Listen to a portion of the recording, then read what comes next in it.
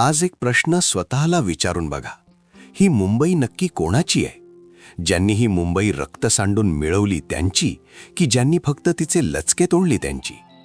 आज आपला मराठी माणूस मुंबईचा बाहेर का फेकला जातोय? का आपल्याला आपल्याच हक्काच्या भूमीत उपरे झाल्यासारखं वाटतंय? विचार करा, कारण वेळ आता निघून चाललीये. मुंबईचा पाया. ही मुंबई काही कोणाला अंधन मिळालेली नाही. 107 हुतात्म्यांचं बलिदान आणि हजारो कष्टकऱ्यांच्या घामातून ही सोन्याची मुंबई उभी राहिलीय. गिरण गावातल्या त्या चिमण्यांच्या आवाजासोबत मराठी माणसाची संस्कृती इथे नांदली. कोळीवाड्यांपासून ते चाळींपर्यंत इथल्या प्रत्येक विटेवर मराठी माणसाचं नाव कोरलेलं आहे. पण आज ती वीट निखळतीये आणि आपण फक्त पाहत बसलोय.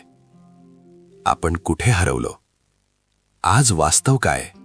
मुंबईत घर घेणं मराठी माणसासाठी स्वप्न नाही, तर एक दुःस्वप्न झालंय. घरांच्या किमती आकाशाला भिडल्यात आणि मराठी माणूस विरार बदलापूरच्या पलीकडे फेकला गेलाय. आपल्याच मुंबईत मराठी बोलायची भीती वाटते. दुकानांच्या पाट्या बदलल्या, पण आपली मानसिकता कधी बदलणार? आपण नोकरीसाठी वणवण करतोय आणि बाहेरून आलेले लोक इथे येऊन मालक होतायत. हे असंच चालू राहिलं तर पुढच्या पिढीला सांगायला फक्त इतिहास उरेल, भूगोल नाही. मराठी माणूस का टिकला पाहिजे? लोक म्हणतात काय फरक पडतो? फरक पडतो, कारण भाषा मेली की संस्कृती मरते आणि संस्कृती मेली की माणूस जिवंत असूनही प्रेतासारखा असतो. मुंबईतून मराठी माणूस गेला तर या मुंबईचा आत्मा जाईल. हा लढा फक्त घरासाठी नाहीये, हा लढा आपल्या अस्तित्वाचा आहे, आपल्या स्वाभिमानाचा आहे.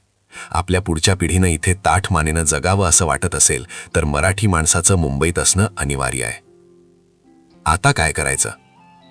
आता रडत बसण्यापेक्षा लढायला शिकलं पाहिजे.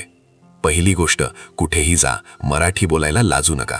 समोरच्याला तुमची भाषा शिकायला भाग पाडा. दुसरी गोष्ट, आपल्या माणसाला मोठं करा. मराठी उद्योजकाकडूनच खरेदी करा.